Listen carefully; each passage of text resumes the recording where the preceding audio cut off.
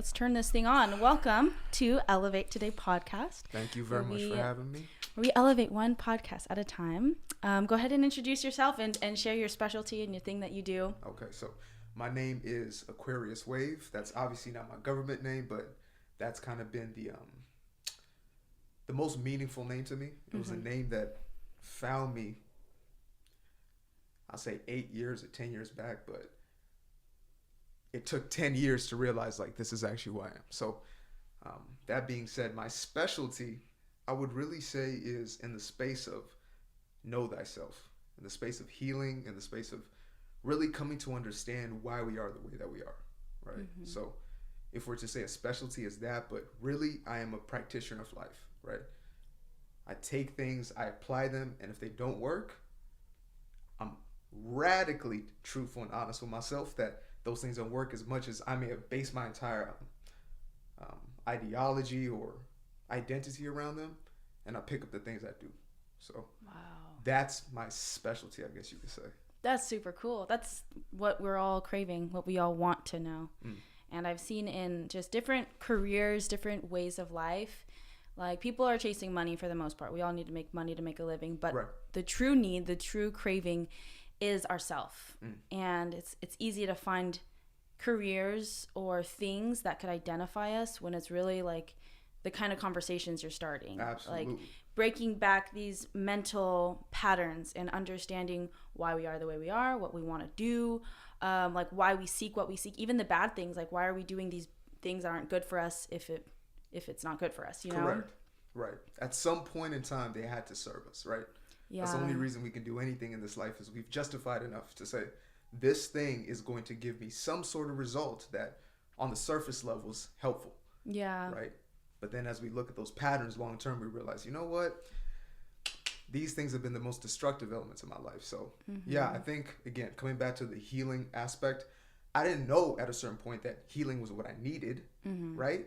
Like I was like most of us, just kind of running around life and think I have everything figured out, especially on the surface when things started to look better. Yeah. And then all of a sudden you kind of have these moments of crash, burn, pick up again, rebuild, crash, burn. And these are emotional burnouts, obviously, in most cases, right? Sometimes they manifest into the physical, but I think it just came to this point where I said, and I was telling my girl this recently, I said, you know, there was a day I said, I no longer want to look happy. I want to be happy. And I think that's the day everything changed for me. I said, what does that actually look like? And how do I get there? Yeah. You know, so. When it came to like knowing that this is something you wanted to study, was it just because people were like drawn to you and your advice?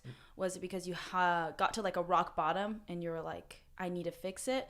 Or like what made you feel like you had the authority and like the wisdom to share this? That's a brilliant question, actually. It's a mix of both. So in hindsight, I saw myself as kind of this kid who had people coming to him for specific types of conversations, right? And I wasn't even fully conscious of it. Like I was just really just going about my life. And I'll be fully transparent. At certain points, especially when I was in high school, etc., I would have, let's say, you know, chicks coming to me and they wanted to have like these deep conversations. And I had something else on my mind, but I just couldn't help but still just get into that, right? And I would automatically just be pulled and compelled into things that, you know, people wouldn't talk about even with their closest friends. And so I think really the basis of it came from my youth and the things that just drew me in. Again, not even understanding that's healing, not understanding, you know, we're talking about like deeper emotional aspects. It's just what I was into. And at a certain point, I actually felt shame for it. Like, damn, why do I always got to be like this, right? Like I pull up to every party and it's like I end up on a couch talking to somebody, you know what I mean? For the next 2 hours, like, why has it got to be like this? And so it came to a point where, and this was no longer than a year and a half ago, and I was sitting in my apartment in Campbell and had a whiteboard written out with different things that, you know, I had to accomplish for myself. I was in a corporate job at the time, marketing job. And I looked at this list and it was full of things that I was telling myself I was going to do, but yet were always being put on the back burner. And something snapped, right? Like we don't oftentimes know what it is that is a catalyst for change, but there's an accumulation and you just don't know when that compound effect is going to hit, right? Like we're doing a certain sequence of things. We don't know when the glass is going to tip over, type of thing. At least when we're not aware. Yeah. When we're not, tapped into our intuition.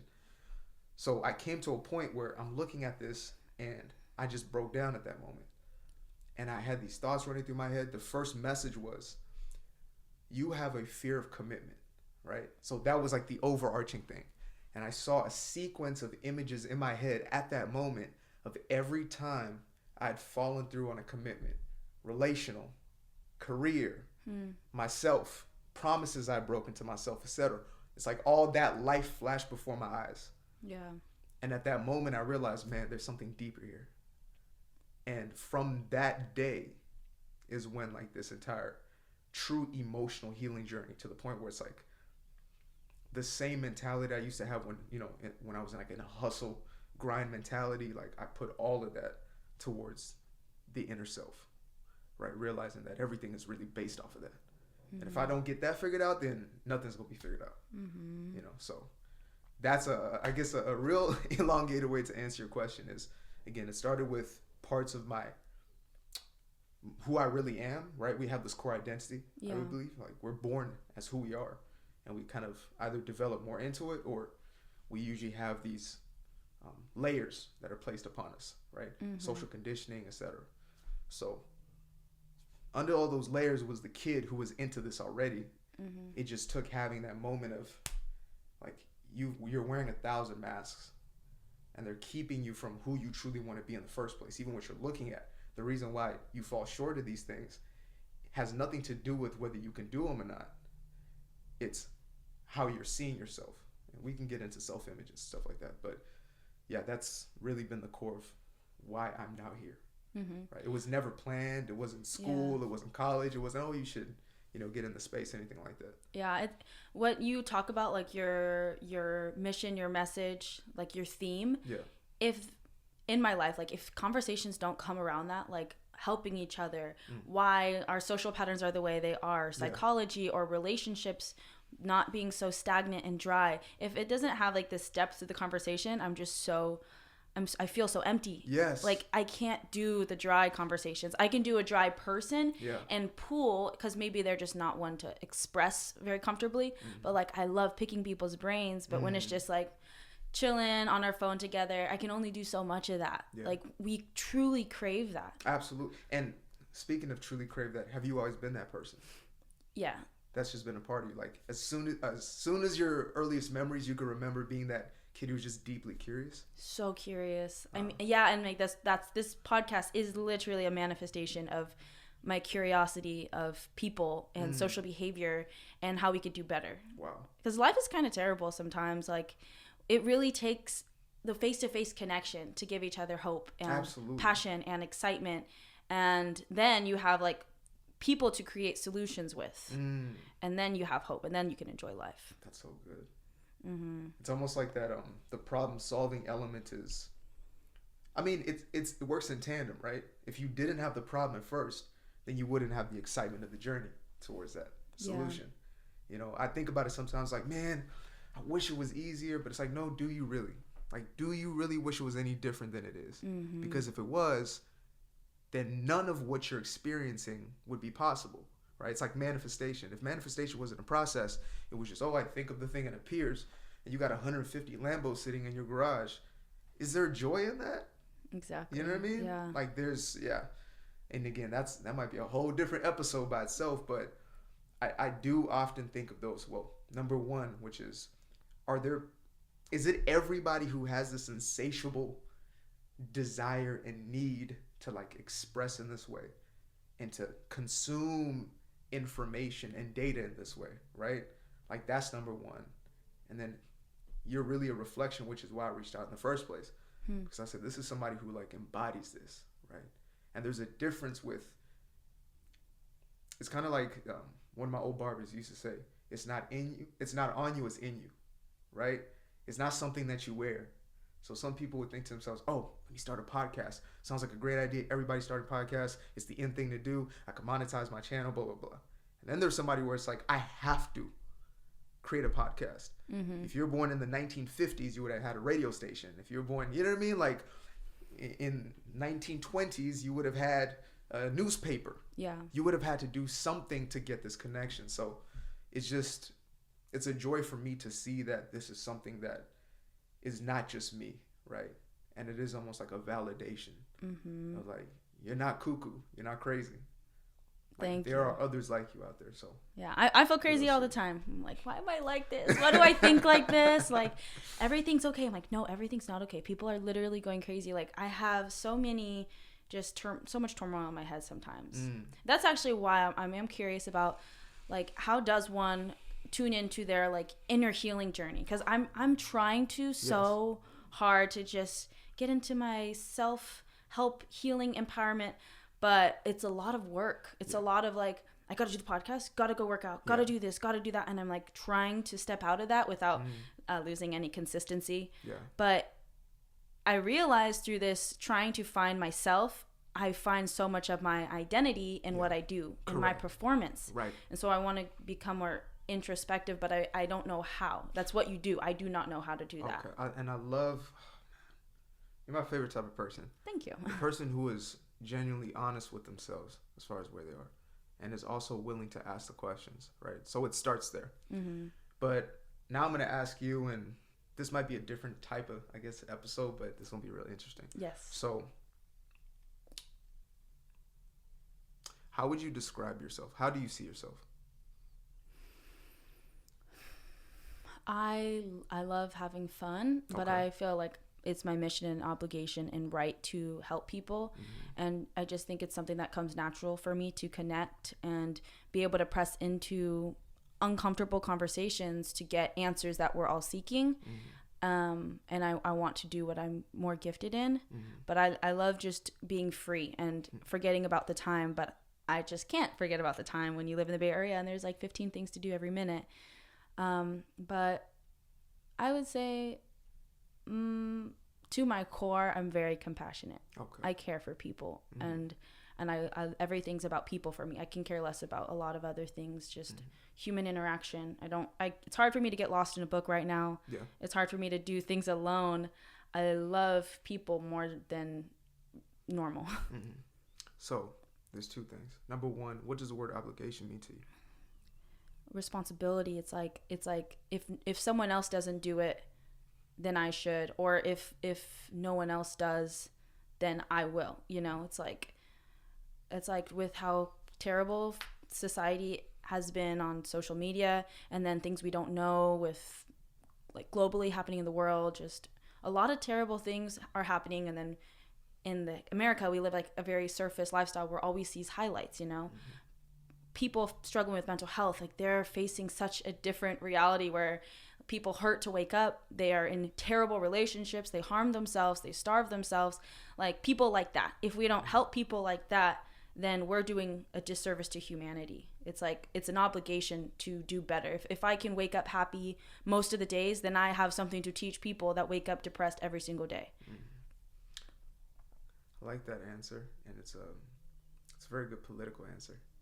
Thank you. But you're gonna get some with me. Like, you got a few Aquariuses in your family, and you know one thing we do is not mince words, right? So I'm gonna be real honest with you. There's still a burden of performance that I see, right? Underneath that surface, a burden to show up as, well, I'll just get down to it. It seems as if your self-worth is wrapped in what I do, and specifically what I do for others. Would that be correct? Yes. Okay. 100%. Okay. So, having worthiness based in anything external is going to create suffering, right? So, oftentimes we think of pain and suffering as like the same thing. Things will, by the way, if this podcast gets uncomfortable, perfect. We're in the right place. Yes. Just know that. Yes. Beautiful. So, we came to elevate. Pain and suffering are two different things. Pain is physiological, right? Feel that through your body, your nervous system, etc. Suffering is of the mind. Suffering is the story we tell about the pain that we feel, right?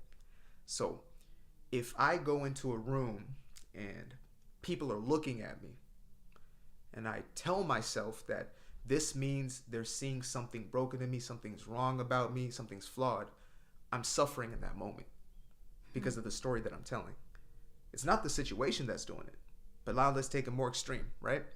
Let's say I am laying in a hospital bed, right? And I'm sick with whatever, doctors running tests, etc. Now there's a pain I might be experiencing in my body, the discomfort. But what actually brings suffering is the assumptions that I make in that moment, what this means about me, what this means about what's going to happen to me. Those stories are actually what's creating the suffering. So that's why when you have a Viktor Frankl, right, an individual who is man's search for meaning, who was in an internment camp, seen his entire family slaughtered, everybody he loved around him slaughtered, but he's still able to come out of that, not only with a sense of forgiveness, but thrive in life, internally and externally. This was an individual who told a different story internally, right? He was able to tell himself something else. So when we start on this, what we call a healing journey, it really begins at a layer where we say, I'm sick and tired of being sick and tired, right? I've been getting these same results time and time again. No matter what I do on the surface, I still feel the same way. And again, feelings are nothing more than a response mechanism of your thought process. And a belief system is nothing more than a thought that's repeated time and time again. So if I repeat that thought, then I'm going to create what's called a belief, right? It calcifies. And again, those thoughts create a physiological response called an emotion, energy in motion. And that energy has to either move and do something and produce a result, or it's going to be trapped in the body, right? And when energy does not move naturally, what do you think happens as a byproduct? Get sick? Dis-ease, right? A state of disharmony in the body. So that can oftentimes show up as physical, which we're used to, right? It will show up as ulcers. It will show up as different tumors. It will show up as heart disease, clogs, whatever it may be. However, wouldn't it make sense that it also shows up as mental illnesses? Yes, most right? definitely. Actually, that makes more sense even. So, like most people would say, well, the body, how can you prove that? Okay, let's leave that to the side. Think about the mental aspect. If you have repeated stories that you're running through your head time and time again about yourself and about your life and the circumstances in your life and what they mean about you, and those are disempowering, and that's the program that you have running, you cannot expect to have any other result regardless of how much willpower you exert in the physical, right? Because I was a drug addict from 13 to 14 to the age of 19, right? Dang. And finally got out of that cold turkey, left the whole lifestyle. Two of the closest people to me passed away. One in and out of jail, one still addicted to meth. Like that was my boys. That's the people I kicked it with every day. I went from that to being a meditator under a tree, right? Still seeking a sense of identity, but the first thing I came to was self-help, right? Before I even came to understand it was deeper than that. It was spiritual. The essence was internal. It wasn't just what I was doing or exerting, but at the time what I needed was self-help, was to do different things, to get different results physically, right? But through then those next 6 or so years after, that's where I saw these patterns of build, crash and burn. Build, crash and burn, right? Because again, I hadn't dealt with the internal story. So Hannah has a story that she's telling herself. At this very moment in time, she's telling herself that I am this, I am that, I need to be this, and in order for me to be loved, I need to be that, right? Now, it may not be that blatant because it's become such a fine-tuned process that it's just running in the background the entire time, right? But you're telling yourself these things. That's the motivator, again, behind the way we feel and then the way we act, right? And what most of us don't understand is we start to build a dependency on the emotion itself. So you think of addiction, right? Most people think, oh, it's the drug that they're addicted to. It's not necessarily the drug. It's the chemical release of that drug. So if you think of an emotion, what is an emotion? An addiction? Well, it's a chemical release in the body, right? So if you were raised in a household where guilt was the most predominating emotion, if guilt is the most predominating emotion in your household, you're probably going to get addicted to guilt. And so you'll look for different ways to fulfill that addiction. So you'll find yourself later on in life and you're in relationships and things are good at first. But when the story's kicking in, you're looking for different ways to feel guilty. So now you're doing things to try to get that fix. Right? You know, I see this a lot again, toxic relationships where you get in a relationship, you got in a toxic relationship, you get out the toxic relationship, get another one, get out. Maybe finally you find a peaceful relationship. But you're so addicted to chaos that as soon as you step into a peaceful environment, you have to find something to trigger that emotion you're still addicted to. That's very true. You feel personal, me? Yeah. Yeah, okay, exactly. It might be reading somebody's laundry today. So back to you, is like you said, where does this actually start? And again, you know, we talk about self-awareness, and that's something that you are a highly self-aware individual, right?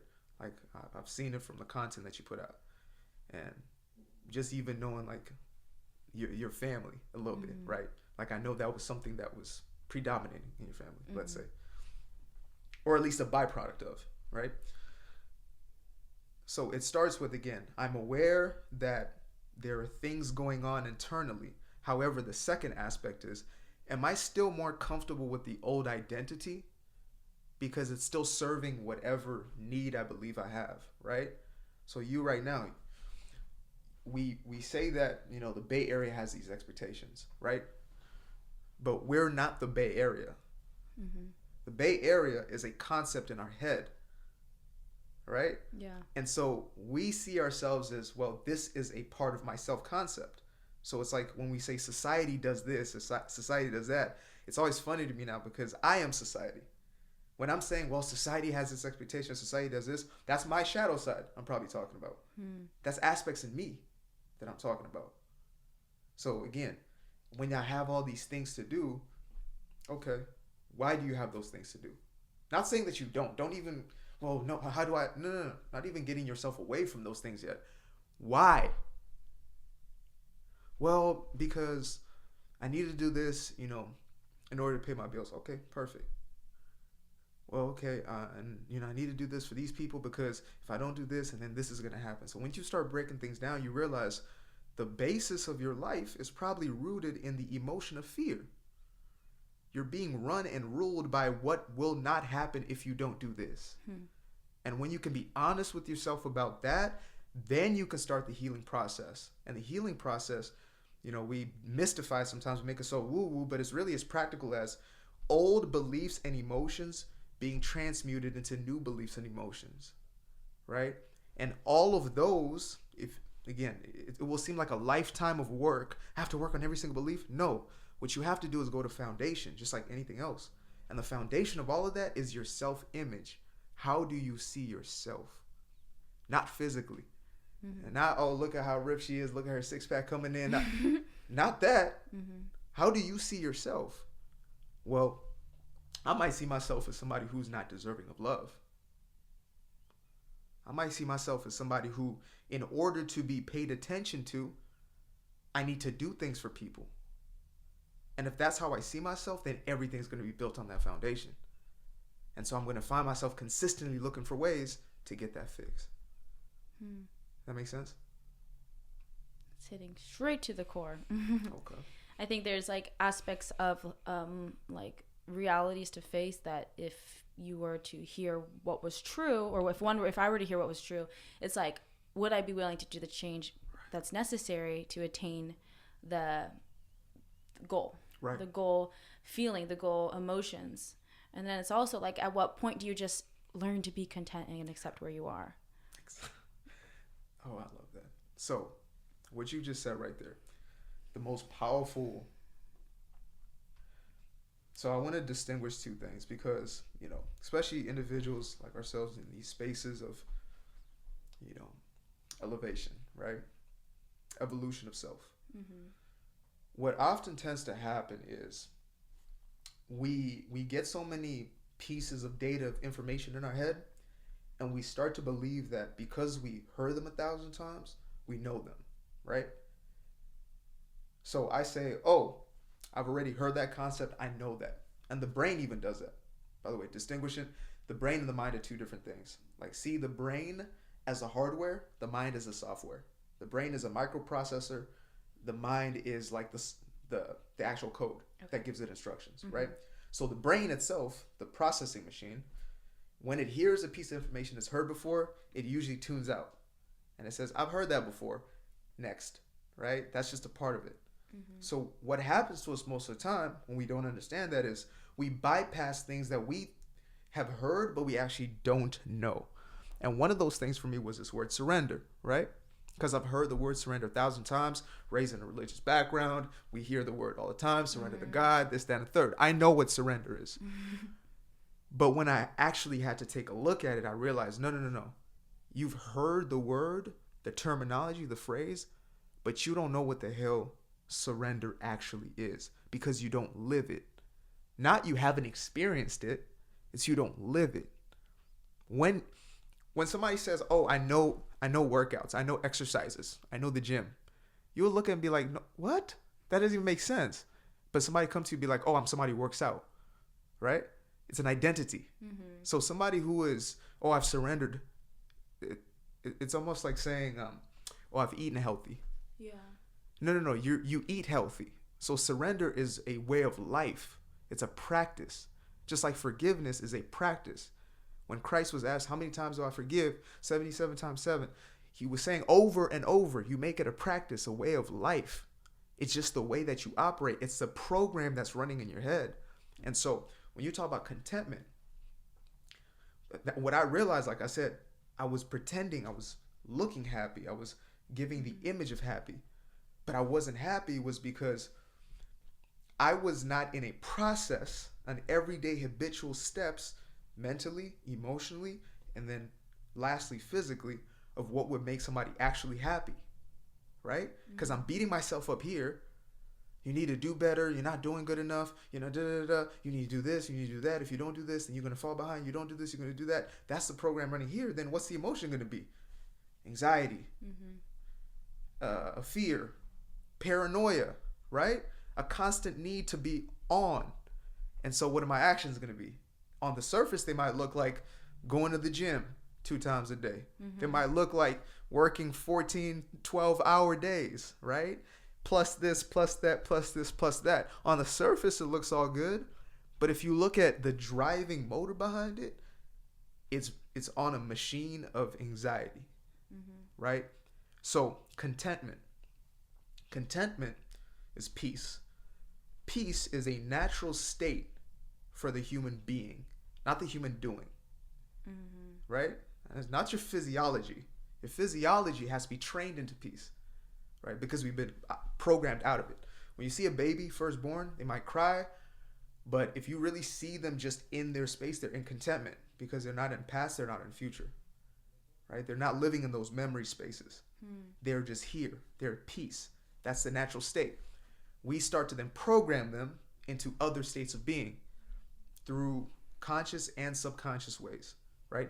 Through what people are doing. Like, baby doesn't have to hear something or have it directly taught to pick something up. Baby will feel mama's emotions, even when mama's saying, oh, I'm fine. But mama's exerting anxiety. Baby's going to pick up anxiety.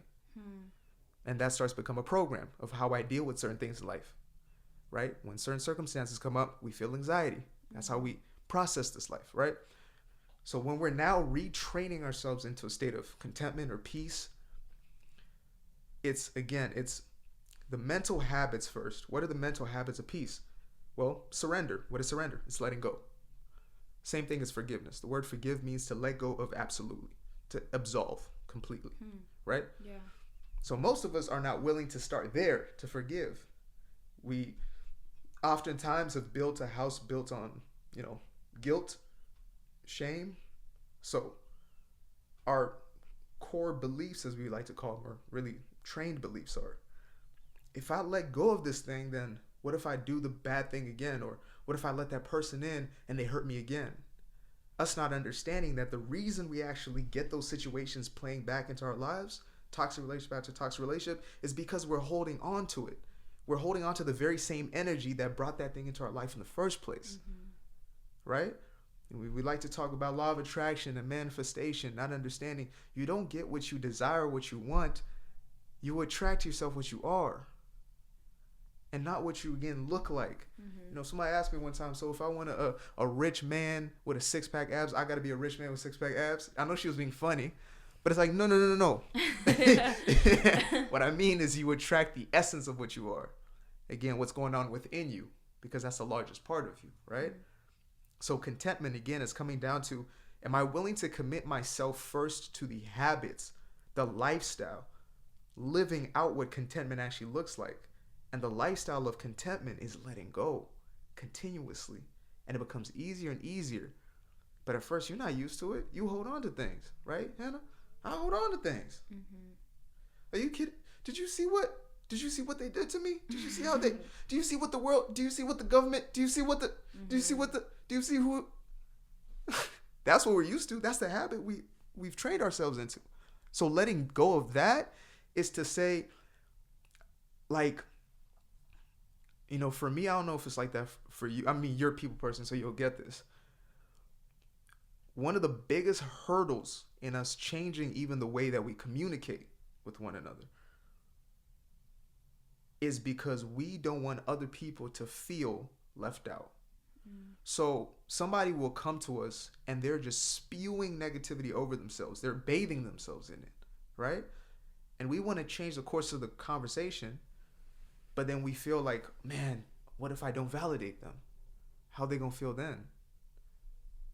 But understanding that me continuing to perpetuate them in this state is only going to keep them in that state. And so we start to create groups, and now we have, you know, groups of 10, and all we're doing is spewing our negativity on ourselves and on one another. And you might be the one person who's like, you know what, guys, I think, you know, the only way we can really get ourselves is to look somewhere else. But you feel ashamed in that situation sometimes to even change the conversation. Or you just, you know, you give tacit approval, you nod along even though you don't believe these things, right? And you start to become more a product of that environment because we're afraid to stand up for ourselves and to stand up for the highest version of them. And so those things in us perpetuate. The conversation we're having within ourselves has to change. Therefore, the conversation we have outside ourselves has to change. So again, we continue to have these conversations with everybody else, you know, going against the manifestations that we even want. It's like on the surface level, Hannah wants $1 million and she sees it. She's envisioning, she's imagining, she's going after it. But every circle she sits in, they're talking about how bad the economy is and how terrible things are going and how hard things are. And then she's feeding into that. She's working against her own goal just to try to fit into this nucleus of people who have chosen to be where they are, subconsciously or consciously. You know, so again, to bring it back to your question is, contentment is the hardest part about it is that those around you are probably not going to choose it, even when they have the tools right in front of them. And you might love these people to life. I done been through situations. I lost brothers. Like, they just didn't want to leave that. They didn't want to leave that behind. And I couldn't do anything about it. And it was not my responsibility. And I had to overcome that guilt to say it's not my burden to carry. My work in this life is to speak the truth, is to live the truth, and to put that out there. And whoever's ready for it is going to come and gravitate. Whoever's not is going to be exactly where they are, and that's okay. You know what I'm saying? Yeah. I'm definitely learning that feeling right now because, like, the craving is newness, change, and then with my nature and who I am, I want to speak the truth. I want to, come on, get on what I'm on. Like, I'm doing this, I'm doing that. Like, join me, or let's talk about this. Yeah. But it's like also learning how to accept where other people are at and their journey of like wanting to be there, and then me wanting to go elsewhere with like my journey. You know, it's kind of interesting. These things aren't talked about. They're tough to fully acknowledge because there's two fronts that are playing. Is one is it's also feeding into our identity and our ego, right? Because Aquarius have told themselves that my identity is the fixer, I have to be fixing people. So what does that mean? I have to continuously find people I believe are broken in some way and go and fix them. And that's why, again, I brought it back to how you see yourself, which is your identity, your image, right? If I see myself as my worth comes from me fixing others, that as your starting point, you will forever be spinning your wheels. And you've seen it, and I've seen it, where again, you have those conversations with people. First time, second time, fifth time, 10th time. Nothing is changing. Oh, I want to change. Okay, just do this, right? Let's say one of your clients. No, I do want this. I do want this. Mm-hmm. Okay, they come back to you next week. They haven't done it. Come back to you a week after. They haven't done it. Okay, if you just give me this type of workout plan, then I'll be able to do it. Mm-hmm. If you just give me a new ab workout, then I'll do it. At a certain point, it's even for us to realize we're not here to save anybody. We're not. We are here to be truth and to embody truth. Like, that's one of the last core elements I really hold on to from the religion that I was born into, is like to embody and exhibit the light, right? To be an embodiment of light. Because me trying to make you light or turn your light on, especially when you're not ready, is actually going to create contention. It's going to create warfare between us, right? You probably heard of the allegory of the cave, right? I think it was Plato or somebody. Mm-hmm. If you try to pull somebody, drag them out that dark cave into the sun, it will scorch their eyes out.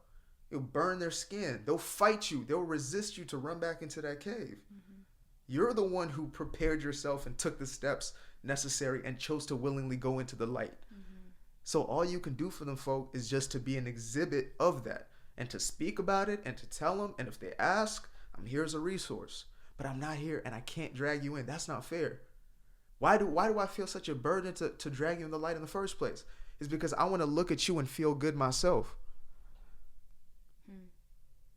Why do I need you to be where I am? It's because I need you to be a model of, okay, I can feel good now. Instead of me unconditionally feeling good within myself. Unconditionally being content. I can only be content when everybody around me finally gets it. Why is that true? Are you holding them as your object of affection? As your object of happiness? That's crazy. I've had conversations like that, like recently, where a friend told me, I love how much you care to help me. I love how much you are giving me advice about this and this, but I like to do things the way I do it. And some people think it's crazy. Some people think it's like not the right way, but it's my way and it's at my time and I'm young and I'll be good. Wow. But like, you don't have to worry about me kind of thing. Wow. Worded differently, but it was literally that. And it's like, for me, I'm like, dang, I wish I could feel that. I wish I could stand in that truth and be like, I'm in my journey. This is my timeline. And I feel peace about where I am and I'll get where I'm going on my time. Because that's never been it. It's been a race to get as good as I can get, you know, and trying to get things that could prove that I'm so great when I don't care, you know, or putting myself in situations where I can, like, I guess, prove myself down to the core, feel accepted, loved, and noticed by my accomplishments, which is not love. That's conditional, right? Is that how you love others? We can be honest here. No, I really don't. I like really love such like, I know a lot of different people and I just take pride in how unique one is from the other. And in friendships, I'll kind of put my principles and values and advice onto others because I can't really help it sometimes. Like if I see something, I'm like, oh, this, you could use help here. But I just love how other people's journeys are and the pressure that some people don't live with, or the fact that they're really in their truest essence. I think it's so beautiful. But yeah, like I'm that person that can be a little bit of a turnoff because I won't shut up or I won't stop speaking my truth.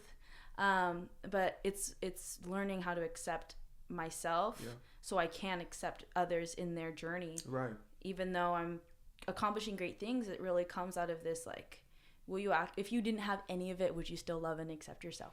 I don't know. And I don't think so. That's so good.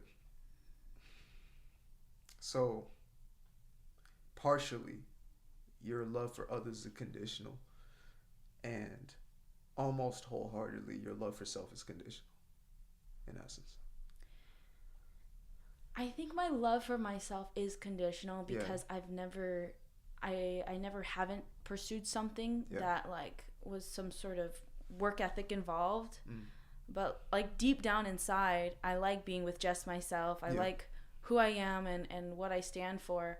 But like in a world full of people, I guess I want to, it's easy for me to think I'm a good person and I'm proud of myself when I'm proving it, when I'm accomplishing stuff. What does performance? What does being a good person mean to you? Well, being a good person. What does that feel like? Look like? Like a good person is just looking out for other people, loving others. Like that's who I want, who I am at my heart, but that looks different with how I live. You know, I'm starting to see things so much performance-based tendencies, fear to speak up around certain people because this person will accept my truth, this person won't. And it's like, why am I still living like a child? Like I'm gonna get punished for what I say. And so like throughout this podcast, there's just different elements of where I really got to feel and think out things I've said or things a guest has told me that played really heavy in my head and heart. But like I'm so eager to get this healing journey done and just do it. Ironically, just get it done. I know. Correct. No, it is. Yeah. Yep. Because I can't represent elevation if I'm not there. If this is all a front. If I'm like still sleep deprived, still anxious, still stressing behind my phone getting stuff done, it has to be true elevation. Yeah. So in this moment, like right now, can you be okay right now, just this second, with where you are? Like just right here. Yeah. You okay with that? Then that's elevation. You know what I'm saying? Like, I know, there's a lot of concepts and things I'm throwing around, but all of this is really so simple that a child could understand it. And when you're a brilliant person, I believe. You really are. When you have a mind like yours, it's easy to also, again, validate yourself off of how intellectual you are or how much information you store, how much information you give, right? It's easy to create a value system off of that, of course, especially when you're in a space like this, the public domain, you're literally speaking for a living, etc., right? It's easy to connect these things. And so even as a society, as the Western world, we have such an emphasis and value on intellect, right? On the brain as opposed to the heart. And so when you're in that space, it's easy to also say the more complex something is, the more value it has. But in truth, the truths that a child understands are the most profound truths. Because the God that created us, the source behind life, didn't create this as a puzzle to be figured out that a child could not understand, or that an illiterate woman in the middle of a village somewhere could not understand. It's for all of us to be able to understand. So when you really get down to it, what that old woman knows or what that child knows who is in a state of contentment is, can I be okay right here, right now? And they can ask themselves that, well, at least maybe not a baby, but that old woman who has now gone through life, she can look at herself and say, I am where I am right here, right now. And can I be okay with this moment? And then the next. And then the next, right? It's not this obsessive, like, oh, am I doing it right? Am I doing... No. It's the embodiment or the feeling of it, right? Like, I literally am just here. It's like if you're at your job or whatever it may be, I am here at the job. I know I have these things I'm aspiring towards. I know I have these things I want to do, etc. I know I have 1,000 thoughts running through my head. But something we have come so far disconnected from is that we are actually the ones running the show. We are the ones focusing the thoughts. It's just that we have created, again, habits towards focusing thoughts in a certain way. That's what programming really is. It's just saying, it's the same code, quote unquote. It's just that those letters are used in a different arrangement. So your focus is just in a different way, right? We focus our thoughts on the thing that is there or the thing that's not there. That's gratitude versus complaining, right? That's all that is. When I'm grateful, I'm seeing what is there. When I'm complaining, I'm seeing what is not there. Like, that's simple. And only I can choose to focus the thought. And again, it wasn't made for us to strain over. Like, that's this habitual fixation in the physicality of our being, right? is like the survival aspect or whatever we may call it, right? The ego aspect of self. Mm-hmm. But when we actually take that step back and you realize it more times than not, because you have the self-awareness, you're the awareness that's saying, damn, like, why am I doing all these things? But then you also realize, like, you're also not the judge of those things. Like, the reason why you, again, feel even pressure on yourself, like, why am I not embodying these things? Like, I should be embodying, like, I shouldn't. Why am I still doing the same things that I did before? The person who's having that conversation is not actually you. And this, again, I don't want to get too esoteric in this because it's real to life. But if you just thought about it, the person who is literally having that conversation, there's something that's watching all of that. The observer, as we call it, right? If you get into Buddhism, etc., they speak of like the observer effect and how there is, which your spirit is, the seed of the soul, the one who is watching those things go on. When you can tap into that and just remember that, that's the one who is always in a state of I'm okay. The one who's always in peace. Like I said, it's our natural state, right? Beyond the conversation of all of this, that part of us is always there, always, 24 hours a day, 7 days a week, persistently, consistently, always at peace. And we can always choose to tap into that. Now, again, the addiction we've created or the obsession with the multitude of stories, there's still work to be done there, but the deepest work really is, and I always bring it back to this, is how am I seeing myself? Which is, Hannah, is your worth actually based in what you do? Is it like your intrinsic value? Is your intrinsic, if your answer is yes, it can only be in what I do, then I say you're a lost cause. But I know for a fact that when you actually ask yourself that earnestly, and anybody else does, you're always going to come to, well, no. Mm-hmm. But I just feel like, so that's different now. Mm-hmm. Those are just justifications, right? Mm-hmm. Of the old story. But when you just get down to it, it's like, well, technically, no. Like, if you didn't do those things for whoever it is, what would happen to them? Logically. What things? Like, if you didn't give the person that advice that you believe is going to change their life or whatever else it may be, what is going to happen to them? Nothing. Sometimes nothing, or sometimes maybe they get worse in their situation. But are you the one choosing that for them?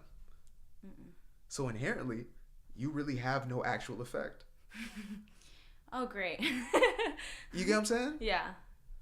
So it's like once we're in that space, it's very ironic because, and this is a universal principle, which is kind of like the path of least effort. Not to say like you don't put in action. That's different, right? We're not sitting on couches and just hoping for shit to happen. Right. When I say least effort, I literally mean like water doesn't flow upstream. It flows downstream, right? Leaves fall downward, not upward. There's a universal principle that says things go in the easiest flow possible for them. That's even why the brain goes the way it does. That's why it creates habits. It's because that's the easiest way for it to do the next thing. I'm hungry. I know to go to this next time, right? So when you have that principle in motion, you'll also realize that when you're letting go of the need to fix people from that anxious place, you're going to be called directly to people and people brought to you in synchronistic ways. How I ended up on the seat is because of a synchronistic event that happened at Pete's down the street from my house, where your sister's boyfriend contacted me. Like, I didn't have his number at this time. He contacted me. What was it? Let's say it was on a Tuesday. I didn't know who it was. It was just a random number, and I don't usually answer random numbers nowadays because they got all these kind of chat bots or whatever. So, all kinds of stuff going on. The next day, I'm at Pete's, and I'm working on some content, and I'm about to leave, and something in my spirit says, you know what, just stay here. So, okay. I stay for about 30 more minutes, and then I'm about to wrap up. And I look through the window, and Mandy's standing right there, right? And I didn't see him in 3 years. He comes in, he says, I texted you yesterday. I hadn't talked to him in 3 years. Wow. He texted me the day before, and we run into each other the next day. So night goes on. We end up going to dinner, invite your sister, and we're talking and catching up. But I really didn't get to catch up with your sister. Maybe a few weeks goes by, and at that very same table, your sister's sitting there. And I came into Whoa. work. Yeah. And again, I'd never seen at this Pete's. It's like my local Pete's. So we struck up a conversation, and we talked about a whole lot of things. And like you came up, and like she showed me like, oh, what you're doing. And, I was mind blown, like, because everything was so aligned, right? And so even then, I still was like on a back burner, like not really knowing what to do with all this. A month and a half goes by. I have a dream with, the Mayo family.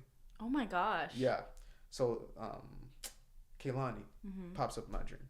I met her maybe twice in my life. Popped up in my dream. Again, I hadn't seen her since before COVID. We're the family, because I knew Tiana.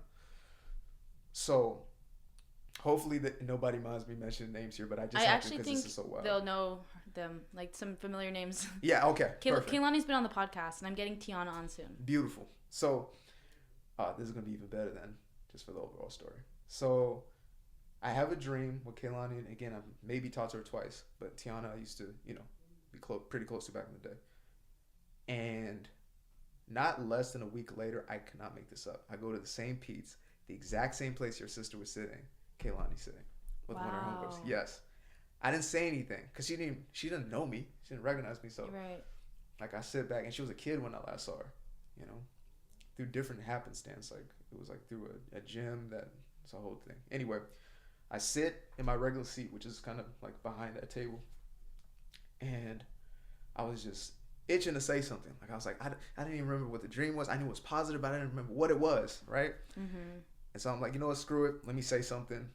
And I was like, excuse me, are you Tiana's sister? Oh my God, yes. I was like, dude, I had a dream like you were in.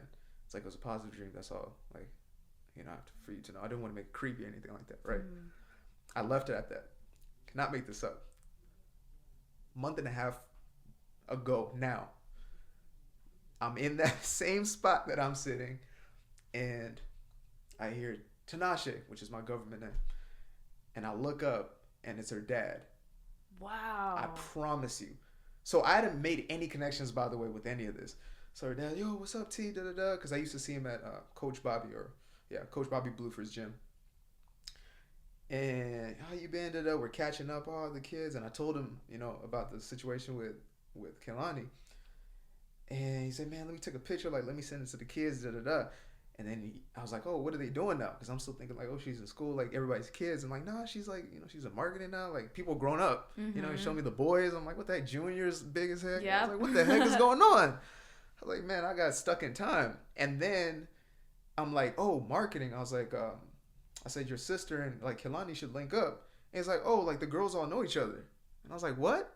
And I go on Kaylani's Instagram and I see you. You know what I'm saying?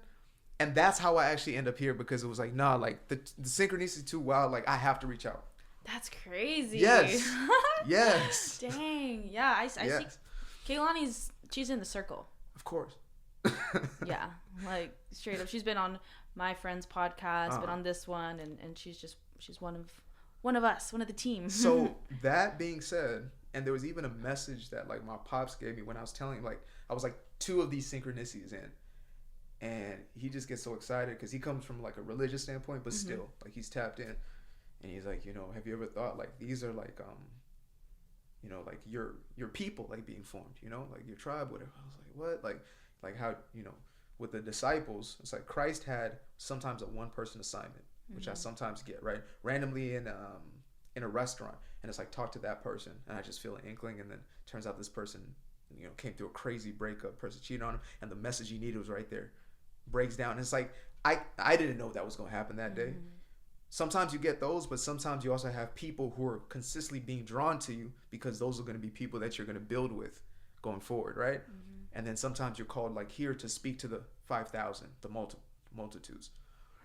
So what my whole point of all that is, when you start going with the natural cycle of life, when you start surrendering is not a position of weakness, as many people are programmed to think. It's not putting up the white flag and saying, I give up. It's actually going with the natural flow of life.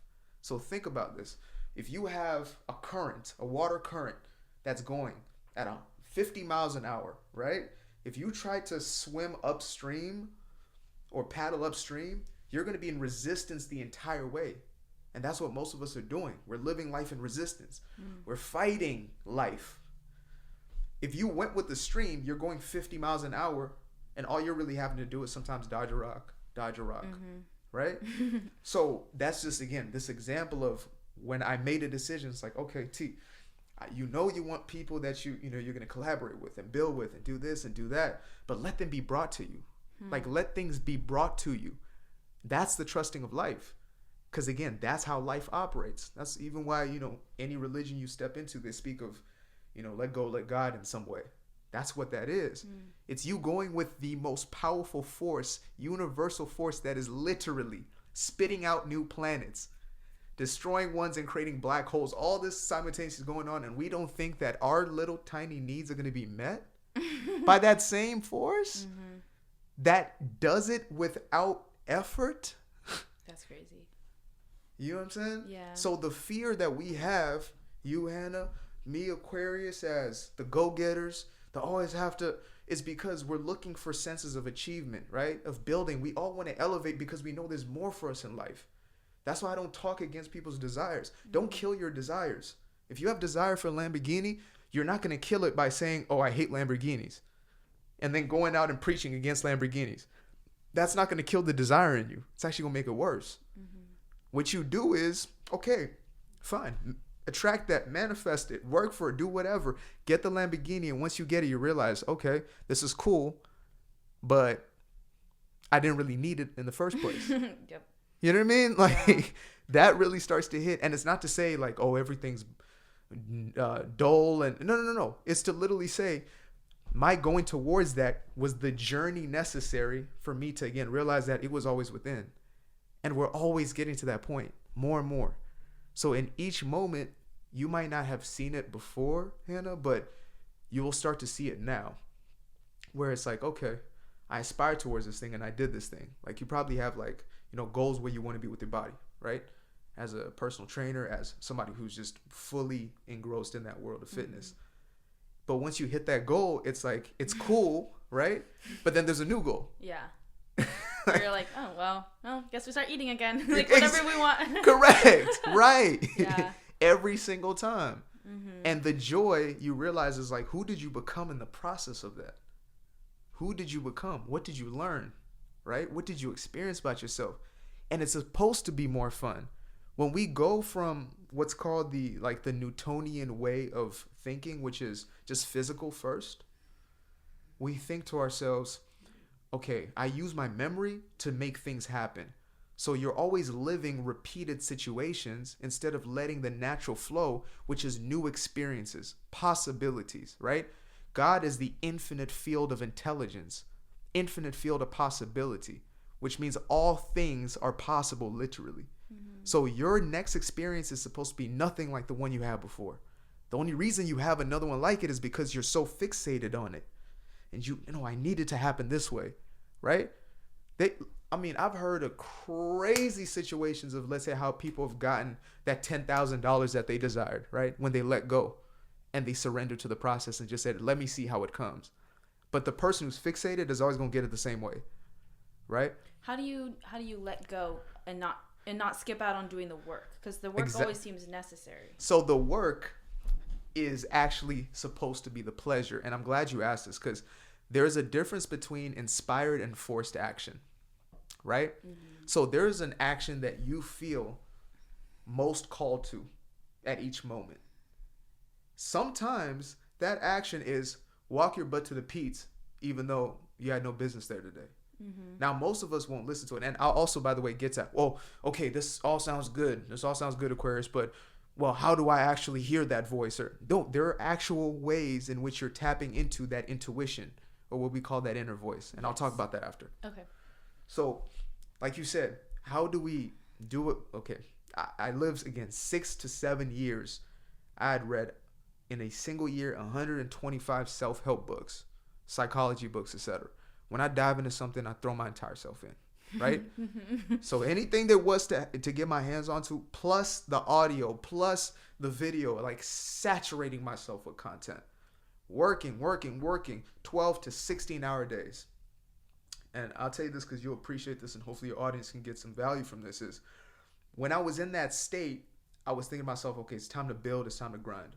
I was building a digital marketing business at the time. Funny enough, my office was in Morgan Hill, first office I ever had. Wow, So, that's yeah, awesome. Yeah, like down the way. That's hella random. Off Cochran. So there's a guy who saw some of the work that I did with one of my closest clients. It's like an uncle to me. He saw the work I was doing and said, can you help me out? So we linked up, and then eventually he said, do you want to share an office space? We get an office space together. So Donnie Gupton is this guy's name. So we are now in an office space. I have one room, he has another. I'm showing up every morning at like 6 or 7, driving from San Jose, and I'm there until maybe 7 or 8 at night. Like, just fucking going in, right? Doing 100 different things, you know, being all things to all people, as they say, trying to get every client every way, trying to be in every vertical and every, like, whatever. This guy was in digital marketing, but he was specifically for like recruiters, headhunters, like very niche, right? And he was creating one program, and all he was doing was just focusing on that one program. He would come in at like maybe 8:30 and leave at like 2:30 to like his kids' games and coach, etc. Now I saw him, because I would see his whiteboard. I saw him go from a $5,000 month to a $7,500 month to a $15,000 month to a $50,000 month to a $70-something thousand month, all in the span of a year. Wow. I saw this, and he was working the same or less hours. Right? I'm grinding like a damn fool, Hannah. Like, I'm going the hell in every day. No days off, no sleep, goddamn Louis bags under my eyes, all that. And he's trying to tell me, he says, you know, T, like, you're trying to do this, you're trying to do that, you're trying to do this, you're trying to do that. He said, like, just like consolidate everything. He was trying to put me on game, but I couldn't hear him at the time because I was prideful, right? Right. So I was like, no, like, no, they're like, this is like, in my space, this is what we have to do. Because I was like trying to market for health and wellness, but everybody else and their grandma. I was like, this is what we do. Like, you know, like, I get what you're saying. And I would never really take his advice at that time. But I watched and I watched and I watched. And he had 3 kids, 1 on the way. Like, you know, was living it up. Like, everything taken care of. And just doing like this very simple thing. And he would always talk about, like, you know, I finally got my mindset dialed in and all these type of things. And I didn't really understand what he meant. Even though I was reading all these books, it wasn't really translating. I was still doing it as an activity of something to, like, achieve. I was still doing it as a sense of my identity, right? How are people going to see me? Oh, look, I'm Mr. 120 books. As opposed to, like, read something, apply it, right? Like I talked about in the very beginning. I'm a person now. I'm just a practitioner. Take the thing, apply it. If it doesn't work, then I'll know soon enough. But if it does, I'll continue doing that. So bringing back to what you said is the work we usually look at as like the first aspect, because we look backwards, because we're physical beings having a spiritual experience. And we often forget that we're spirit first because we see physical, right? But even at a scientific level, they say 99.9% of our atoms are empty space.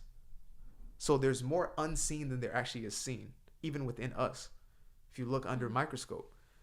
So we're thinking, oh, look at matter, look at physical. But what's running the physical is, as we know, spiritual. But you can say energy, you can say, you know, frequency or vibration, whatever you may say, right? So if you think about it, where would you want to put the most investment into if you're going to create something in your physical experience? Your spiritual. Correct. That's where things are happening first. And it's not this woo-woo like, oh, there's, you know, some guy sitting on a cloud. No, there is a literal, like the unseen, they call it the quantum field. And I'm not going to get too deep into that, but it is only unseen to our eyes because our eyes can only perceive certain things. Just like a dog sees in black and white and we can see in color, it's just perception, right? So the higher you go up in your level of perception, you're able to see different things, right? Somebody will see poverty, somebody will see abundance in the very same space. It's all awareness, right? So there is a field where there's infinite awareness, which is what we call God, infinite possibility. And again, all things are coming from that space into material. They're hardening into material, which is why you can measure frequencies of everything in existence. Even a rock gives off emissions. So bringing that to a grounded level, I'm now saying to myself, if I want to create a different outcome for my life, the first thing I have to do is what? Use the things that I have been given that are tapped into that realm or that space. And what I have is thought and emotion, right? So my thoughts, like if you think about a thought right now, right? If I told you, don't think about a pink elephant standing in the middle of the room, what's the first thing that pops up in your head? Pink elephant. Correct. So most of us use our thoughts incorrectly, even when we start getting to positive thinking, etc. We're using thought as in like, we usually think of what I don't want. So we say, I don't want this, I don't want that, I want this. The mind doesn't pick up or receive I don't. It just picks up the thing that you're focused on. Yeah. Right? So people say, I just don't want to, like, I don't want, to be poor. Like, I don't want to be miserable. I don't want to be this. And what's happening is there are images in their mind of poverty that are going on, of misery in their mind as they're repeating that. So we literally have to first begin by creating new images within our mind, new focal points, right? Every thought that we're having has a correlated image in the mind. Every thought. That's why we have the reaction to it. So that's why somebody also, if you mention something about money, one person is going to have an image of scarcity or, fear, not having, lack. And another person has a completely different experience of abundance, of, prosperity, of the business working out, etc. So again, it starts in that realm, which is the unseen, which we experience every single day, but we undermine, right? If I have an image of poverty and I go and act and act and act and work and work and work, what do you think is going to happen? You're going to get the same results. Correct. You're going to get what the image is focused. Yeah. You're only going to get the image and the emotion that is behind it, right? So I mentioned emotion a little bit, but really emotion is like, there's a teacher, mind science teacher from back in the day named Neville Goddard. He has a small book called Feeling is a Secret. And he basically breaks this down in a more esoteric way. But if you even thought about this, if even you told a child, like, the first thing we all go to when we have an experience or looking for experience is how we feel about it. So it's always feeling like, man, I just want to be happy. Man, why do you want a good relationship? Hannah, why do you care to have a good relationship? I want to be happy. Right? Why do you care about being content? Because I don't want to want anything. There we go. It's a feeling, right? So everything will also come down to the feeling, which is, again, the emotional experience that we're having around something. So it comes down to retraining ourselves to have the feeling or to be unconditional about feelings. And this is a key aspect for anybody tuning in. You do not have to wait for an external event in order for you to have the feeling, correct? Yes. Do you believe that you're able to conjure up a feeling even though something didn't happen? So you're able to be grateful even though your circumstance didn't change? Are you? Okay. So if that's the case, if you are able to create the emotion within yourself without the thing happening, and you cultivate that feeling, what do you think? Like, let's say if I start to cultivate the feeling of gratitude before anything even happens in my physical experience that I'm grateful for, what do you think that's going to trigger in my physical experience? Gratitude. More to be grateful for, right? If I am fixated on lack and I'm cultivating the emotion of lack, what do you think is going to manifest in my physical experience? Less, not good things. Correct. More of that lack. So again, the emotions that we are consistently practicing or cultivating or repeating, it's all the same thing, right? Or habitually focusing on. Yes. Are creating our external realities. And this is why action as a remedy for these internal aspects is always short-lived. Every time. You know what I'm talking about. You do the thing. Okay, I'm finally going to dial down on, picking up this new habit, checking my books every day or, doing something towards my business every day. And then you have 2 weeks, 6 weeks where you're just grinding, going in. And then all of a sudden, you might as well have nothing going on. You've had clients, I'm sure, you know, oh, they're finally doing so well on their meal plan and they're eating healthy, eating healthy, eating healthy. Then all of a sudden, for 2 whole weeks, they're binging on donuts and cupcakes. And you think, what happened? Well, the image in their mind didn't change. Their self-image didn't change. Self-image. And their emotions about their life didn't change. Yeah. They were still in the same body emotionally and in the same thought psychologically as they were when they had that 50 pounds on. So if I see myself in my mind as being 250 pounds and I'm trying to be 175, if I cut all that weight off, if I cut the 75 pounds off of myself, if I have an image of me at 250, I'm going to get back to 250. So even as a trainer, it's like the best thing you can do is work on the image that the person is seeing in their mind and to emotionally invest in how is it going to feel to be in that image, right? What's it going to feel like when I'm, 75 pounds lighter? I'm going to feel more energetic. I'm going to feel more enthused, more this, more that. Oh, but that's so impossible. No. Are you able to be grateful right now?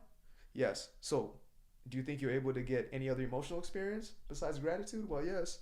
Do you think you can conjure up a time in your life or an experience that you had where you felt vibrant or energetic?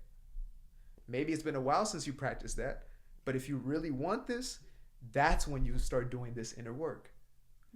And so this is even what healing is. Again, coming to a place of peace is cultivating the feeling of peace. What does peace look like and feel like to me? Because you can find peace in everything that you're doing, but if you have an image in your head of, let's say, this as what you love on a scaled level, but the feeling behind it is more responsibility, more then I'm gonna have to do that. That's exactly it. Correct. Then what are you creating? And that then comes back to, now I have to train myself into a different emotion. And so now we get into the problem solving or the core solution aspect, which is, for me, and I believe it's been this for all teachers of old, it's meditation.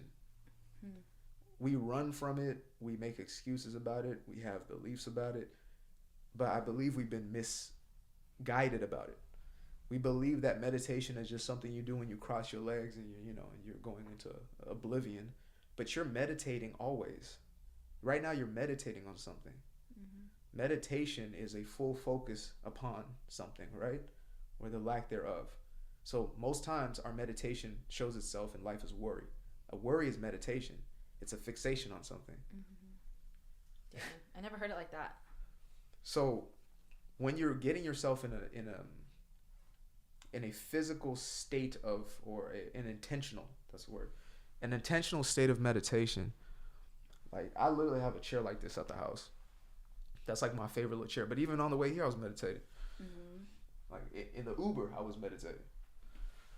So if I'm sitting on the chair like this, and I close my eyes, and I sit here for long enough, first thing that's going to happen is my physical body's going to start to react. It's going to want to go back to something familiar, right?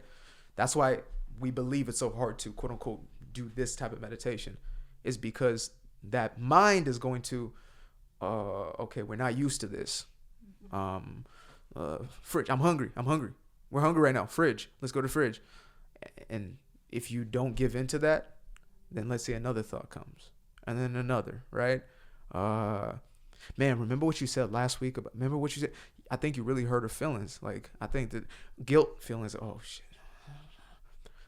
But if you don't give in to that, it's like it's getting deeper and deeper into the layers of thought, right? That's why it usually starts with these surface level. And the more you're in that space, every single time you do not react and respond to that thought is a victory. Because your body is retraining itself physiologically. Your psyche or your psychology is retraining itself, right? Your mind is literally in a process of rewiring. It's just like, again, why do we make people say, or make people choose the broccoli instead of, well, not broccoli, maybe bacon instead of the cupcake, right?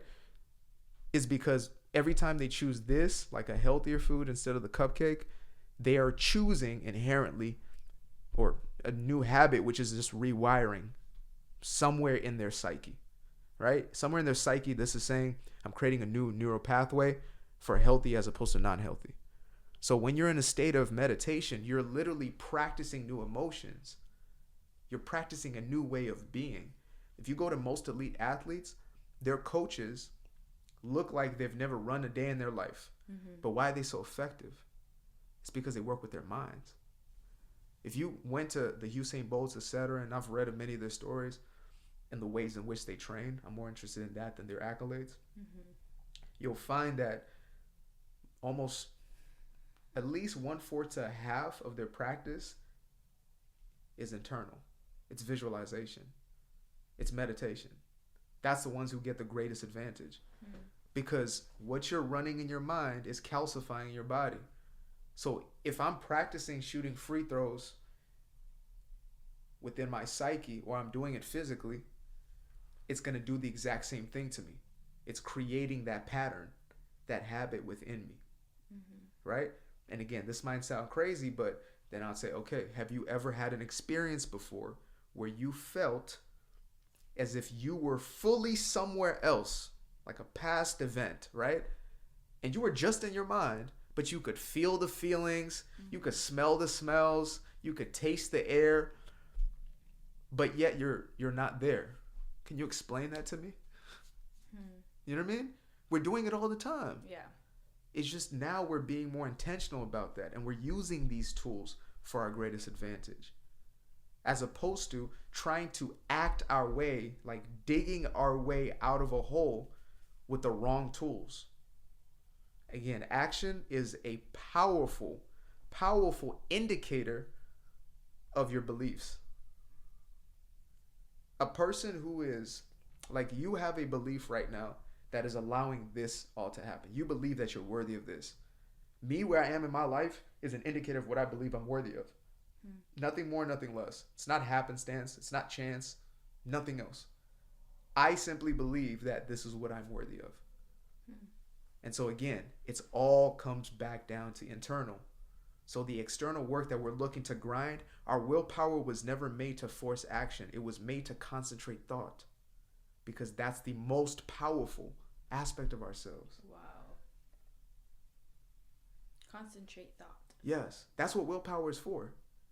It's to readjust our thought process.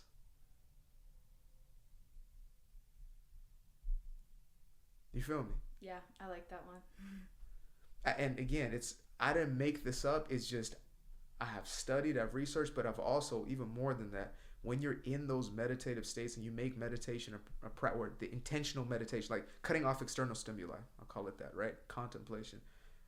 When that becomes a part of your practice, you start to get downloads, and you experience them even when you're not. Like, you get downloads. I hear you talk. Like, I'm like, this woman is like, she's channeled. Like, you know what I mean? Like, you're like stream, and it's just like intelligence, like beyond the physical.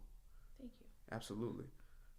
When you're in those states, it's like it might well be flow for an athlete, or that for a speaker, communicator. You're tapped into something that's greater than the brain, that's beyond the brain, right? What is that? You're tapped into the thing that is beyond thought, etc., which we can get back into again, spirit or God, or the universal consciousness, the universal field of infinite intelligence, infinite possibilities. So meditation is actually also your gateway back into that state that is most natural to you. It's your birth space, if you really think about it, because that's where your creator dwells. Right? Like, where does our spirit come from, or what is our spirit? It's like, I love this analogy of like, we're a drop in the ocean. So we have the fullness of the ocean in that single drop. But where's our birthplace? It's the ocean. Right? So you're literally just the drop going back into the ocean. And the ocean has the fullness of everything. So you're able to tap into a place and a space. And one day we can do like a full dive into, getting into cerebral spinal fluid and the and the pineal gland and shit like that, like those type of things that are happening. But there are experiences like I've now gotten to witness within my own life, and it's wild, where people have been healed, like what we call like miraculous healings, and we think to ourselves, oh man, like it's, there has to be some type of physical phenomenon that is going on, et cetera, et cetera. And it's like, yes, we can explain it in physical ways, but when you really get down to it, it's because it's like their identity switched.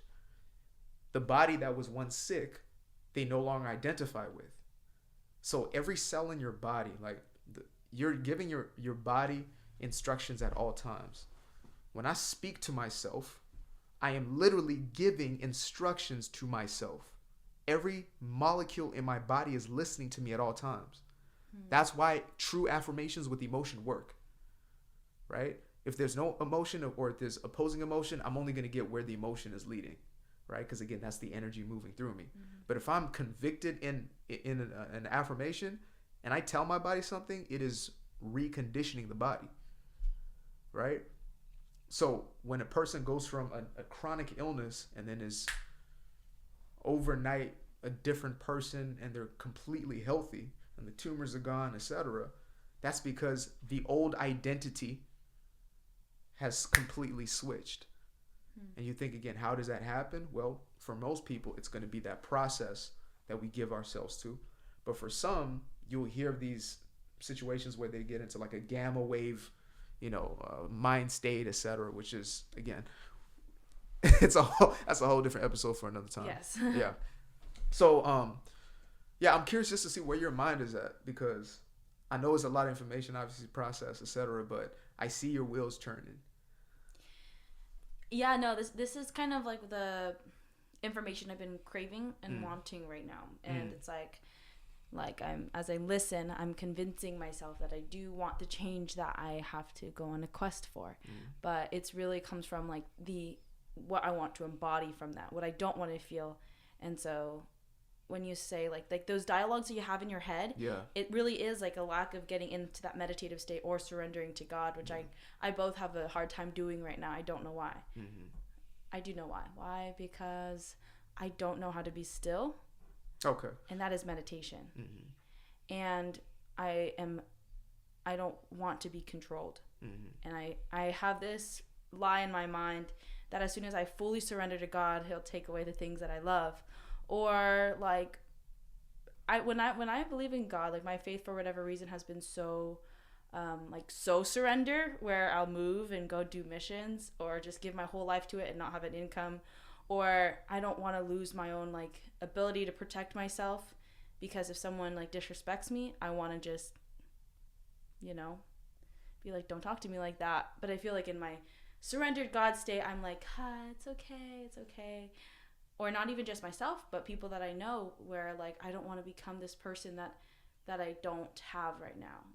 However, I want change, and it sounds like meditation and connecting with God are the two ways I can get there. Because I love God and I know he's like in me, and I just feel that. I just like sometimes the church environment is a turnoff. Yeah, and 100%. And like that fear of like, dang, once you are connected with God, what if he tells you to do something? So, let's get into this. Number one, you said something. The first thing you said was meditation is still, and I cannot be still. So a belief system is I cannot be still, right? Oh, yeah. And the reason it's a belief is because, again, it's inherently a falsehood. Like, it's actually one thing we can prove is false, but when you can convince yourself of anything and it manifests. That's the universal law of vibration, right? Or the law of attraction, as we like to coin it. So, like, the belief that I cannot X is giving instructions out of focus, right?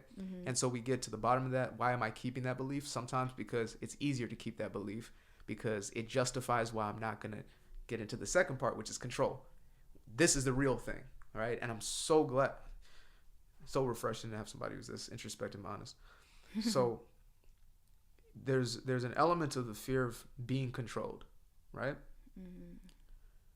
And it's funny because when you're in a state of like this consistent obsession, compulsion, madness of the mind, you're actually completely under control.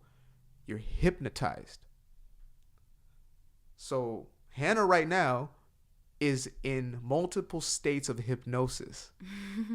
And what we call God, or the God frequency, is the only way out of that hypnosis, because you're hypnotized by memories of the past and projections of that past into the future to mitigate quote unquote possible risks, right? So the last time I quote unquote gave myself to God, which is really just the old program, the religious program that said God is this being that tells me to do things outside of my own will. That's a calcified belief. Yeah. That's a hypnosis that has been programmed in by religion. That's what religion's job is to do, is to create programs that stick. And one that sticks the most is God's will is apart from your own will. But how can the drop of water's will be any different than the ocean's? Your will for your life, which is exactly what you're building out on the physical and even seeing internally in the images that you allow yourself sometimes to go to, that is the perfect will of God.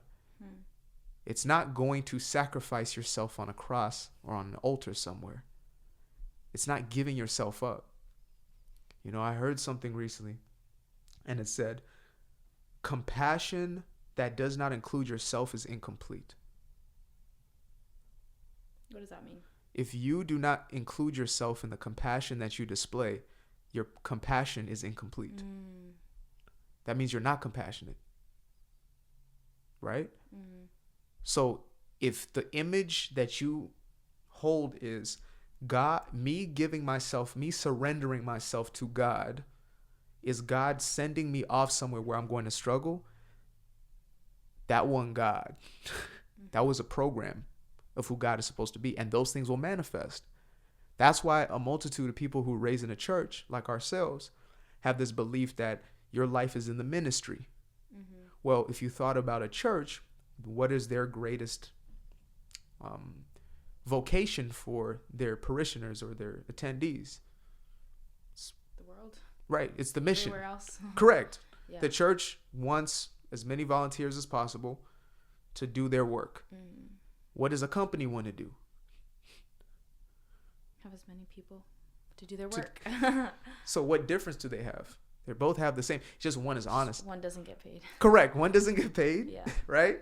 And does more work. Yes. Way more work. Yeah. Is way more emotionally drained, is shamed if they don't do the work, guilt tripped. Now, you can find that in corporate too, sure.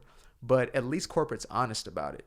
To say, if you do the work, I give you this check. If you stop doing the work, you no longer get the check.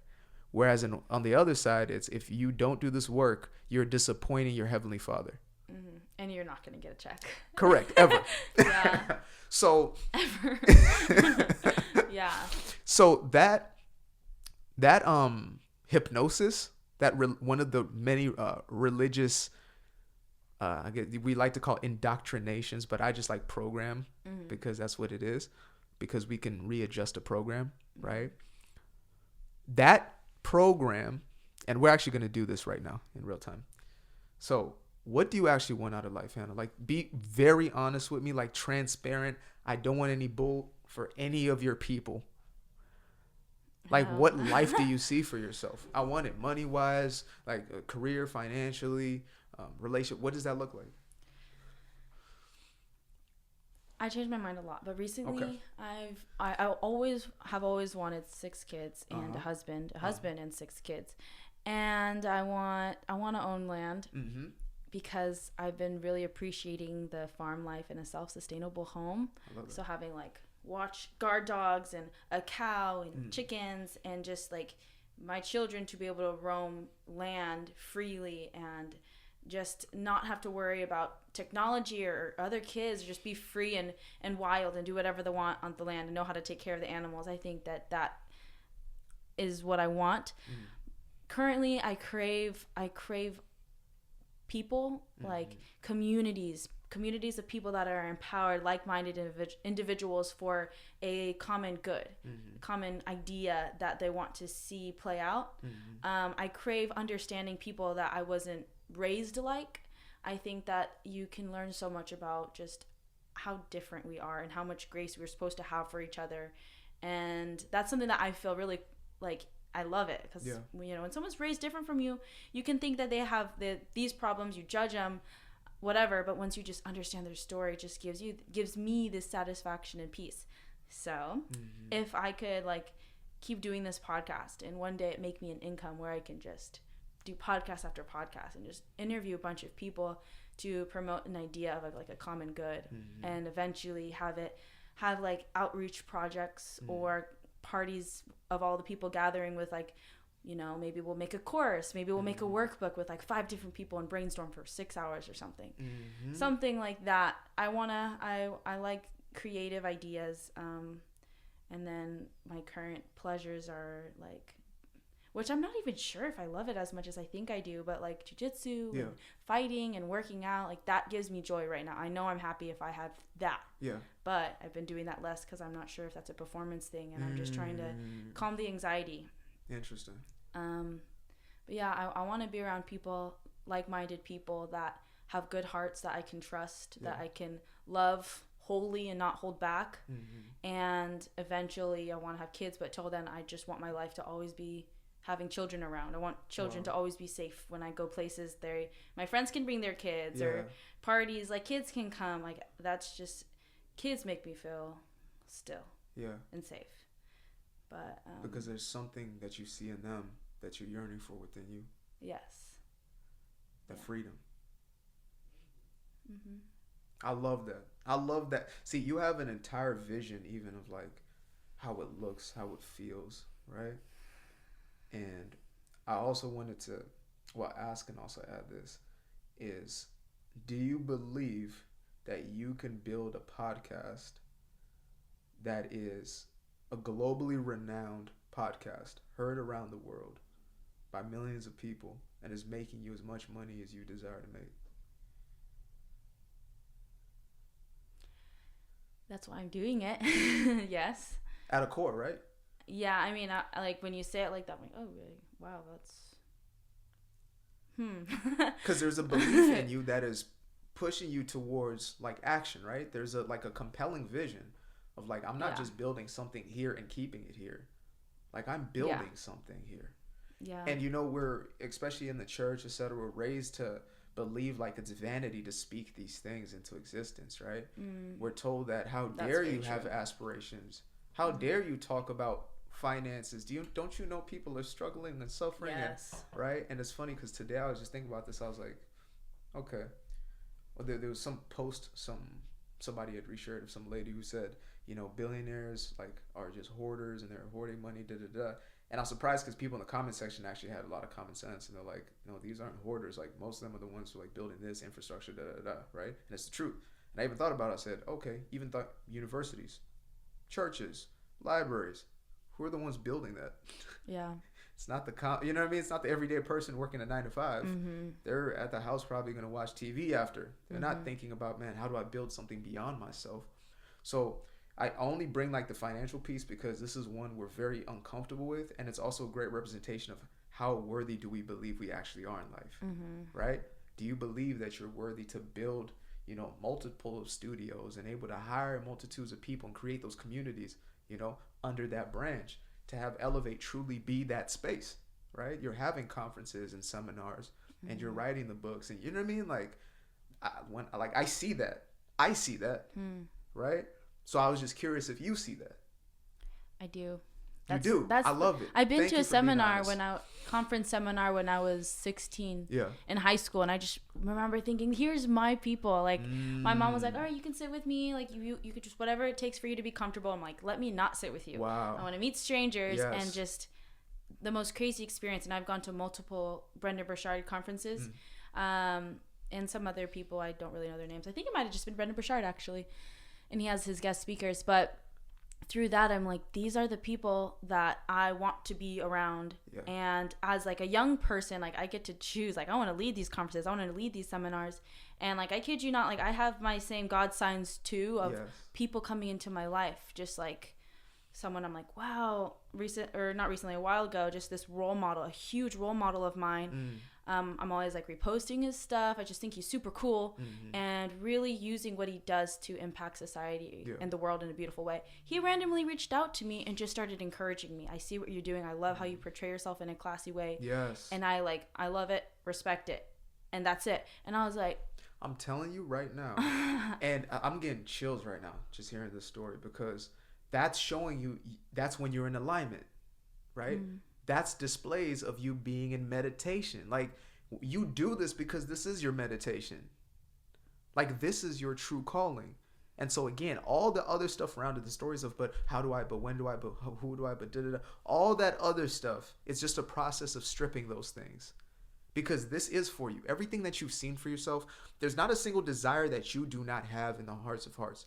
And we think sometimes desires is like, oh, like, I want that dude's girl. Like, no, that's not a desire. What you actually desire is to have a beautiful relationship like they have. That's what your true desire is, right? Oh, man, that dude, oh, like, you know, I wish I had his life. No, you don't wish you had that person's life. You just have a desire for greater things for yourself. So if you get down to these desires of your heart, you realize that they are the God-given elements of creation. That's why you have them in the first place. Why would a 16-year-old go to a conference and be inspired as opposed to bored out their damn mind?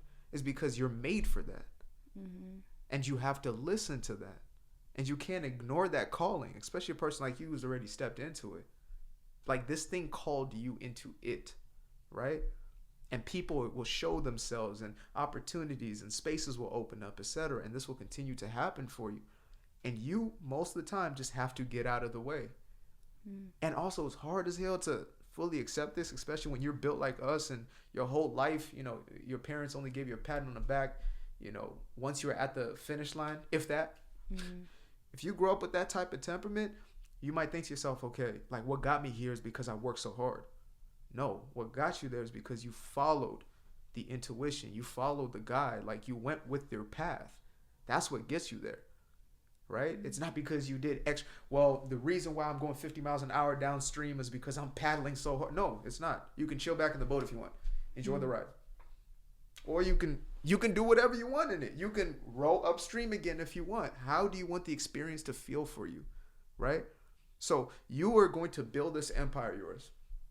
But on one side, you can build it pulling the hairs out your head. Or you can build it embracing, loving, stepping in your power. Moving in that power, continuously growing in that. You can choose either road and it will be built out, right? Like, you see some people, they will build their empire, their business, their whatever, and they would toil and toil and toil and toil and toil and toil, and they get there and they're basically in smithereens by the point they actually reach whatever that they wanted. But then there's some that you see that it's like they just never stop. They're 20 years later, they're 30 years later, they're 50 years later, and they just still can't stop doing whatever it is because they're driven by something else. So you look at them and you think, man, wouldn't you burn out? Like, even I look at a guy like Elon, right? Elon Musk could have retired in the 90s after PayPal was acquired. He was a majority holder of those stakes. He had $190 million, $96 million that he left with. And he put all of that into two businesses, into SpaceX and Tesla. And he slept on his friend's couch.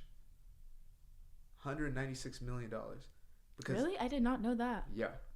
Wow, that's cool. Slept on his friend's couch because he wanted to build these two businesses out because that was his truest dream. And so PayPal was really just like a segue for him to get to build these really cool companies that were going to change the world.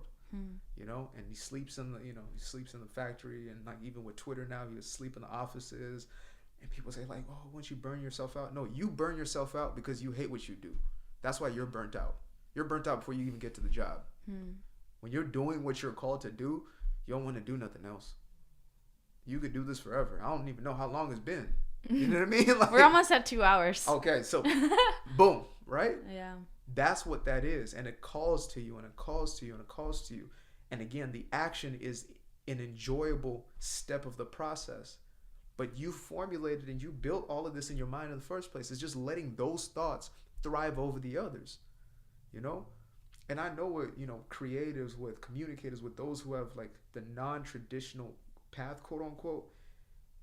In the beginning, there's always this question of like, you know, financially, like, how am I going to make this work financially? But then if, like, even what almost broke my heart right now, you said, if I get to continue to do this podcast. No, there is no if you.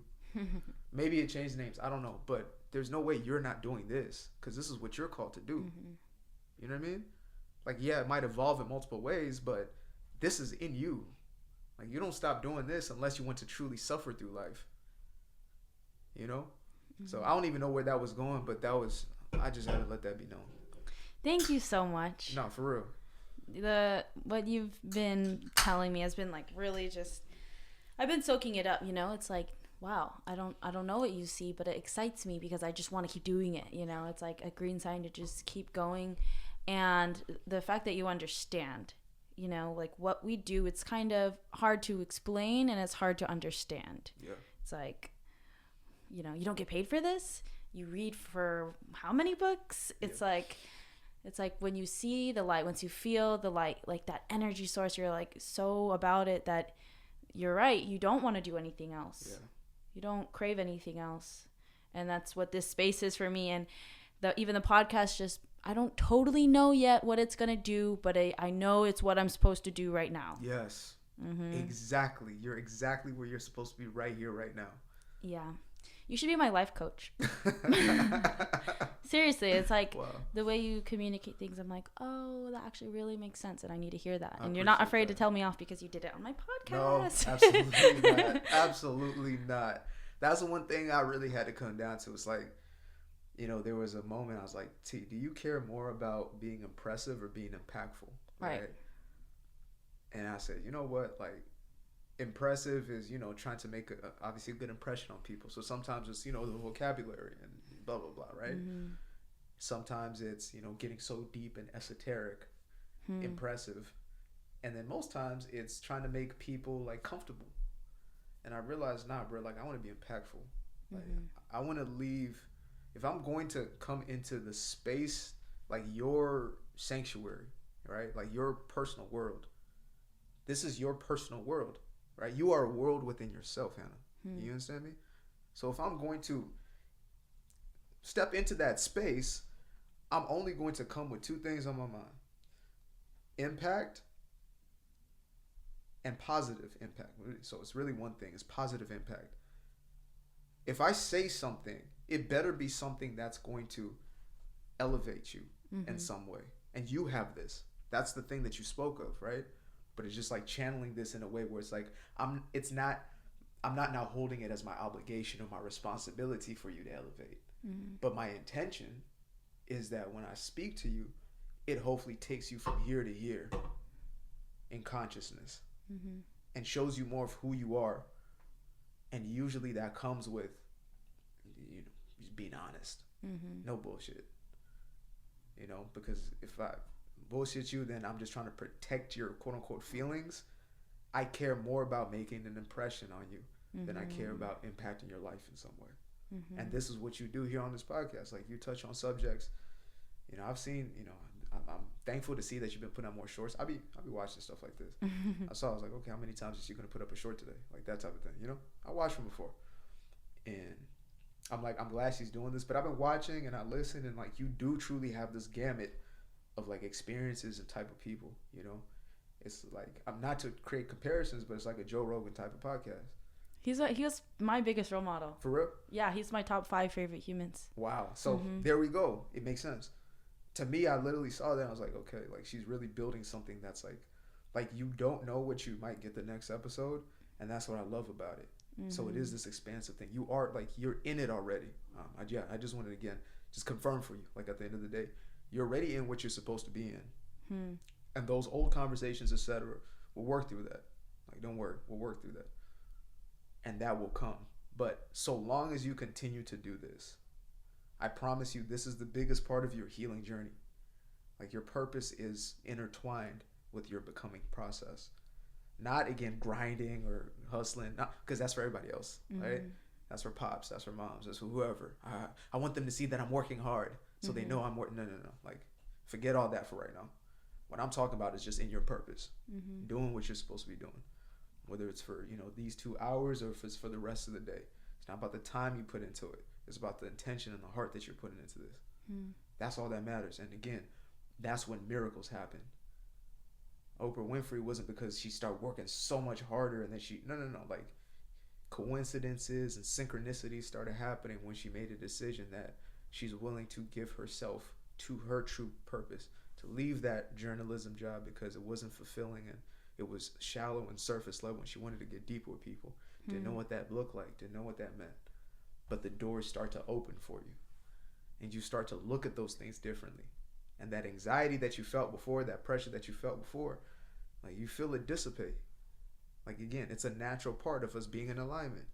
The rapper who's on, the mic and loves what they do is meditating.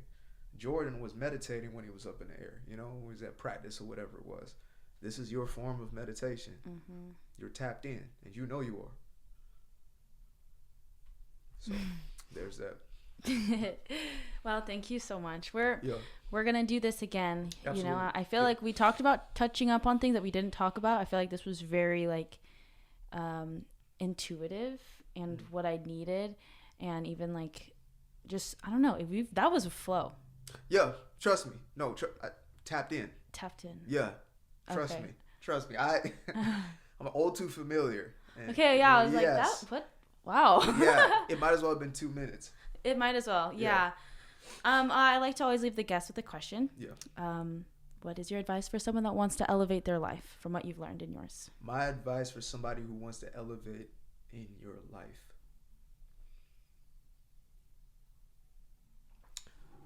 Remember that surrender is absolute power. Dang. Wow, I like that one. Thank you.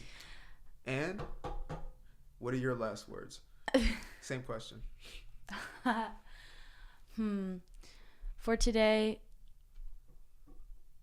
it would be follow what makes you feel passionate and excited. I love that. And make a way to keep doing that. That's my key to everything. That's how I've done everything. Like a little kid, like, yay, this next. And then implement discipline. Right.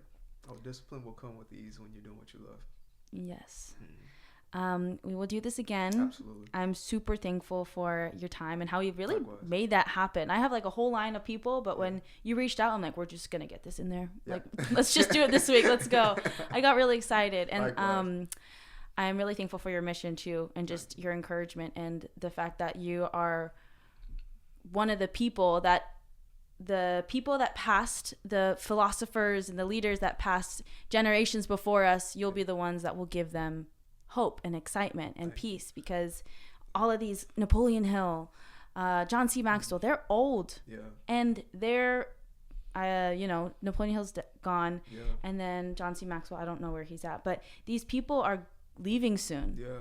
And it's the next generation that's going to give people sound advice. Like, where are they? Who are they? And you're one of them. And that's why I got really excited to talk with you. I'm like, this is the future. Thank you. Yeah, leader of the future. Thank you. I really appreciate that. No problem. Well, thank you for listening. I hope you enjoyed this podcast. Have a beautiful day and keep elevating.